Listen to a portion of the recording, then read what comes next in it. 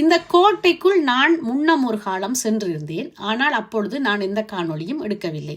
அலுவலக தேவை கருதி எப்பொழுதும் இந்த கோட்டைக்கு அருகாமையில் செல்வது வழக்கம்.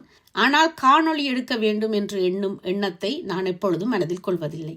இன்று எப்படியாவது காணொளி எடுத்துவிட வேண்டும் என்று கூறி என்னோடு வந்தவரை அலுவலகத்துக்குள் தன் அலுவலை செய்ய அனுப்பிவிட்டு நான் என்னுடைய சிற்றுந்தை அருகில் நிறுத்திவிட்டு இந்த கோட்டைக்கு வெளியில் அந்த காணொளியை செய்யலாம் என்று சென்ற பொழுது பாருங்கள், வானம் முட்டி இந்த கோட்டைக்கு உரிமையாளரான லூயிஸ் 14 என்பவருடைய சிலைக்கு மேல அந்த முகில் மூட்டம் நின்று கொண்டு கண்ணனை மழையிலிருந்து காத்த மேகம் போல இந்த முகில் மூட்டம், இந்த கருமேகம் அந்த சிலைக்கு மேல் இருந்த காட்சி கண்கொள்ளா காட்சியாக இருந்தது. நான் மெல்ல மெல்ல அந்த சிலையை நெருங்கி கொண்டு இருந்த வேளையில் அந்த மேகமூட்டம், கருமேகம் மெல்ல மெல்ல தன்னுடைய